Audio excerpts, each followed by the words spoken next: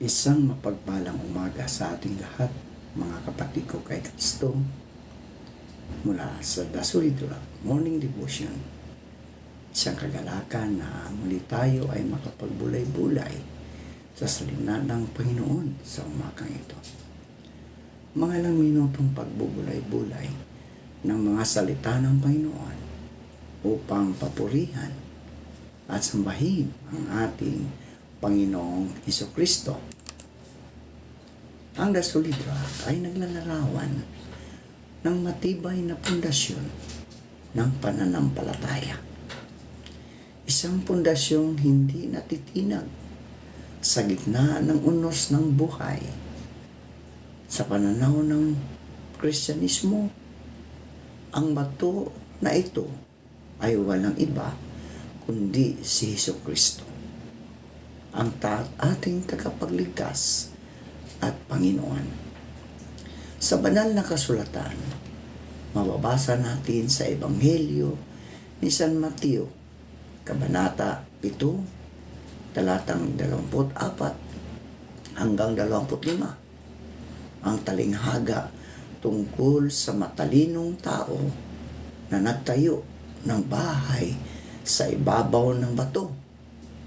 Dumating ang ulan, ang baha at malakas na hangin. Ngunit hindi ito gumuho sapagkat ito'y nakatayo sa matibay na pundasyon.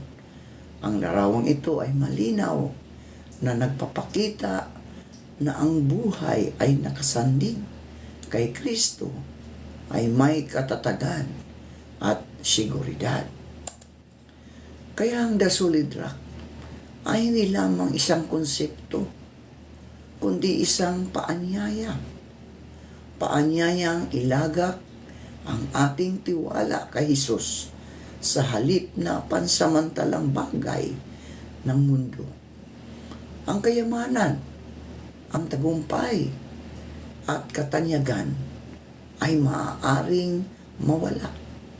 Ngunit si Kristo ay nanatili magpakailanman. Sa ating panahon ngayon, na puno ng pagsubok, pag-alinlangan at pagbabago, mahalagang magkaroon tayo ng matibay na pundasyon.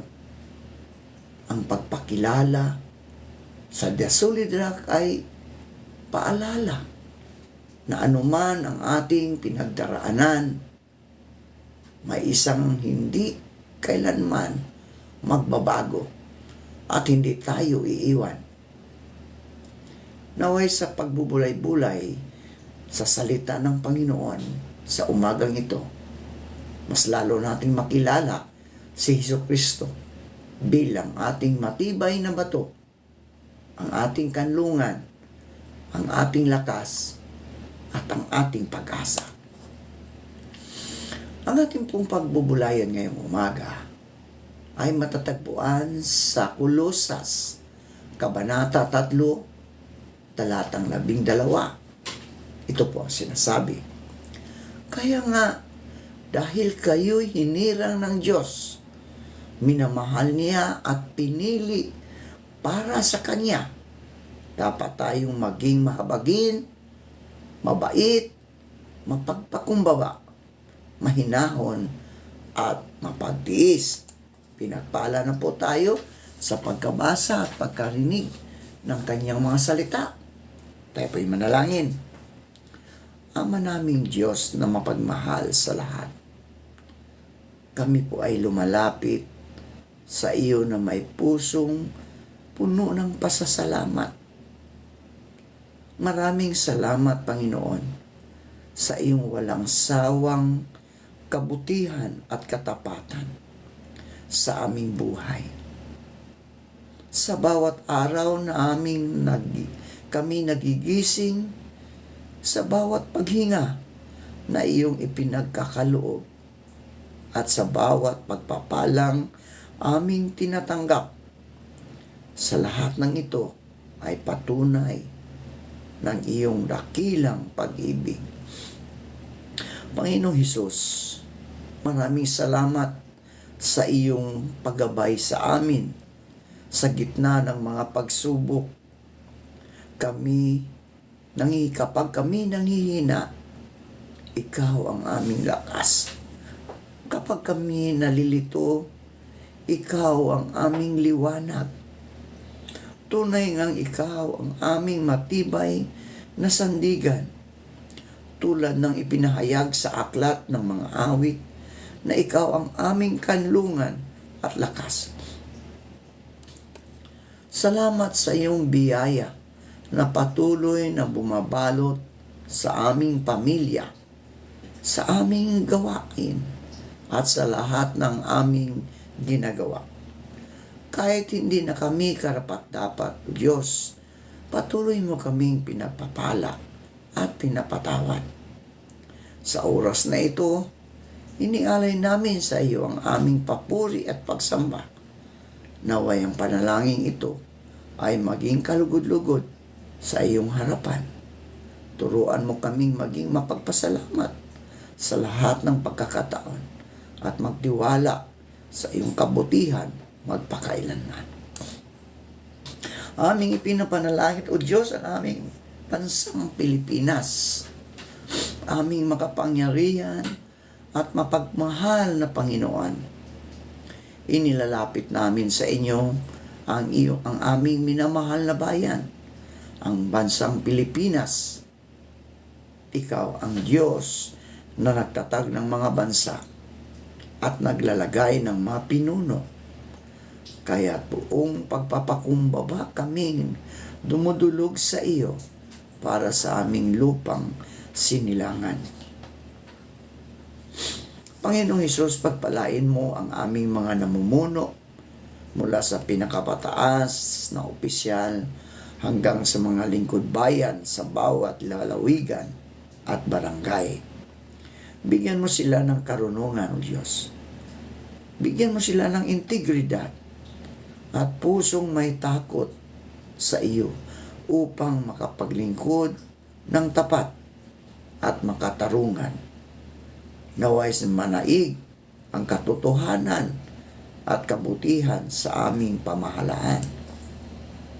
Ipinapanalangin din namin ang kapayapaan at pagkakaisa sa aming bansa. Sa gitna ng iba't ibang pananaw at paniniwala, turuan mo kaming magkaunawaan at magmahalan bilang iisang bansa.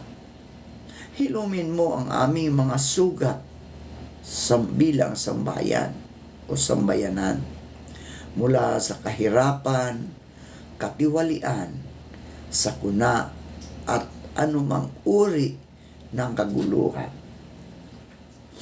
Pagpalain mo ang bawat pamilyang Pilipino, ang mga manggagawa, ang mga magsasaka, ang mga mangingisda, ang mga guro, ang mga mag-aaral, at ang mga kababayan naming nasa ibang bansa. Ingatan mo kami laban sa kalamidad at bigyan ng lakas sa bawat hamon ng buhay. Higit sa lahat, naway patuloy ka naming kilalanin bilang aming Diyos at sandigan. Itaas mo ang bansang Pilipinas upang maging ilaw at pagpapala sa iba. Amin ang ipinapanalangin, Panginoon, ang kapayapaan sa buong daigdig. Aming makapangyarihang Diyos,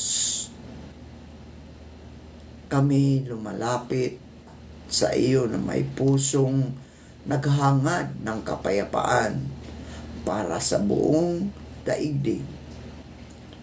Ikaw ang may likha ng lahat ng bansa at lahi, at sa iyo nagmumula ang tunay na pangmatagalang kapayapaan. Panginoong Hesus, nakikita mo ang mga digmaan, ang kaguluhan, at alitan sa iba't ibang panig ng mundo. Nakikita mo ang mga taong nagdurusa dahil sa karahasan, sa kahirapan at kawalan ng katarungan. Maawa ka po sa amin. Hipuin mo ang puso ng bawat pinuno ng mga bansa upang manaig ang pag-uusap, pag-uunawaan at pagkakasundo kaysa galit at paghihiganti. Ituro mo sa amin ang landas ng pagmamahal at pagpapatawad. Tulad ng sinabi sa Ebanghelyo ni San Mateo, Kabanata 5, talatang 9, mapapalad ang mga gumagawa ng kapayapaan, sapagkat sila'y tatawaging mga anak ng Diyos. Naway maging instrumento kami ng iyong kapayapaan sa aming tahanan, sa aming komunidad, at lalong-lalo na sa aming bansa. Pagpalain mo ang bawat pamilya sa buong mundo. Aliwin mo ang mga naulila. Pagalingin mo ang mga sugatan at patatagin mo ang mga pusong natatakot. Palitan mo ang puot ng isang pag-ibig, ang takot ng pag-asa, at ang pagkakahati-hati ng pagkakaisa. Panginoong Hesus, Ikaw ang aming kanlungan at lakas. Ipinagkakatiwala namin sa iyo ang buong daigdig. Naway ang iyong kapayapaan ang maghari sa bawat puso at sa bawat bansa. Ito ang aming dalangin sa pangalan ni Jesus. Amen at amen. Lumakad sa yapak ni Jesus. Yan ang pamagat ng ating pagbubulay-bulayan. Yung lumakad sa yapak ni Jesus. Kaya tiyamang pinili na ng Diyos kayong mga banal at minamahal. Magsuot kayo ng pakikiramay, kabutihan, pagpapakumbaba, kahinahunan, at pagtitiis. Mga kapatid, sa talatang ito, ipinapaalaala sa atin ni Apostol Pablo ang ating identity o identidad. No? Bilang isang mananampalataya. Pinili tayo ng Diyos, mga kapatid. Tinawag na banal at minamahal niya. Ito ang pundasyon ng ating buhay espiritual. Kapag tunay nating nauunawaan na tayo ay mahalaga sa Diyos at tinawag sa Kanyang layunin, nagkakaroon tayo ng motibasyon at direksyon sa kung paano natin dapat mabuhay araw-araw. Ang magsuot kayo, hindi literal na damit, mga kapatid, kundi pagpapahayag ng ating puso at ugali sa kapwa. Tulad ng damit na nagbibigay proteksyon at pagkakakilanlan, ang mga bertod na binanggit sa talata, pakikiramay, kabutihan, pagpapakumbaba, kahinahunan, at pagtitiis, ay nagsisilbing espiritual na kasuotan na dapat nating isuot araw-araw. Mga kapatid, ang pakikiramay, ang kakayahang maramdaman at unawain ang damdamin ng iba sa mundo na puno ng galit.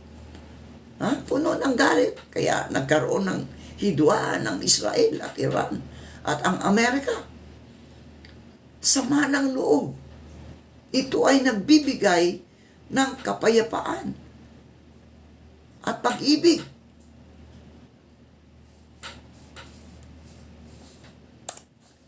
Ang kabutihan, mga kapatid, ang paggawa ng tama at mabuti, hindi lamang sa ating kapwa, kundi lalos na sa mga taong hindi natin madaling mahalin.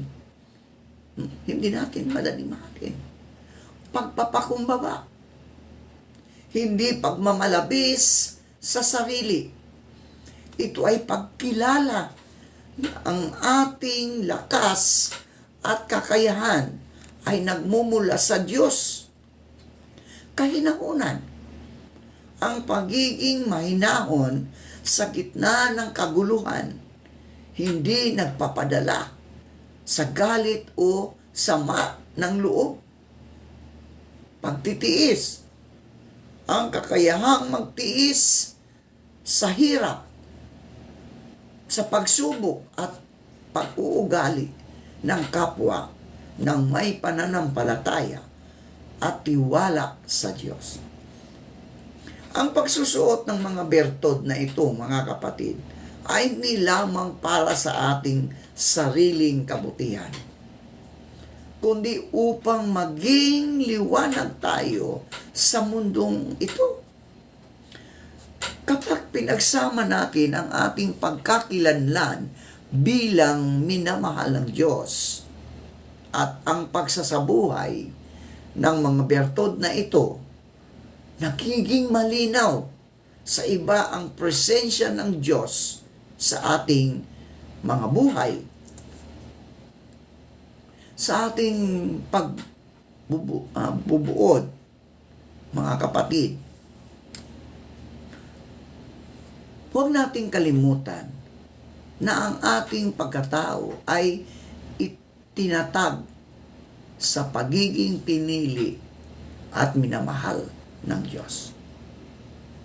Ang bawat pakikipag-ugnayan natin sa iba ay pagkakataon, no, upang isabuhay ang pagmamahal ng Diyos sa pamamagitan ng pakikiramay, kabutihan at pagpapakumbaba. Sa kabila ng hirap, mga kapatid, hindi pagkakaunawaan at mga pagsubok, ang pagtitiis at kahinahunan ay nagpapakita na ang ating lakas ay nagmumula sa Diyos at hindi sa ating sarili. Ang Kolosas 3:12, mga kapatid, ay paalala ang ating buhay bilang Kristiyano, bilang tagasunod ni Kristo, ay dapat magpakita ng pagmamahal at kabutihan sapagkat tayo ay pinili. Tayo ay pinili at minamahal ng Diyos. Sa ating mga salita, mga kapatid, sa ating mga kilos at desisyon, ay dapat magbunga ng buhay na nagpapakita ng kanyang kabutihan sa mundo. Tayo po ay manalangin. O Diyos na aming Ama na nasa langit, buong pagpapakumbaba kami at pasasalamat kaming lumalapit sa iyo sa oras na ito. Maraming salamat po sa iyong mga salita na aming napagbubulay-bulayan ngayong umaga. Salitang nagbibigay liwanag sa aming isipan, sa aming lakas, at sa aming puso, at direksyon sa aming mga buhay. Panginoong Hesus, maraming salamat sa katotohanang iyong ipinahayag sa amin. Sa bawat talata na aming naririnig at sa bawat aral na aming tinanggap, nadama namin ang iyong presensya at paggabay. Tunay nga ang iyong salita ay buhay at makapangyarihan at ito ang aming gabay sa araw-araw. Maraming salamat dahil sa pamagitan ng iyong mga salita ay mas nakilala ka namin. Ang iyong pag-ibig, ang iyong katapatan, at ang iyong walang hanggang kapangyarihan. Naway ang mga aral na aming natutunan ay hindi lamang manatili sa aming isipan, kundi may sa buhay namin, sa aming mga gawa at pakikitungo sa aming kapwa. Tulungan mo kaming maging tapat at tagasunod mo. Kapag kami nanghihina, ipaalala mo sa ang iyong mga pangako. Kapag kami nalilito, ang iyong salita ang maging ilaw sa aming landas. Patuloy mo kaming baguhin at hubugin ayon sa iyong kalooban.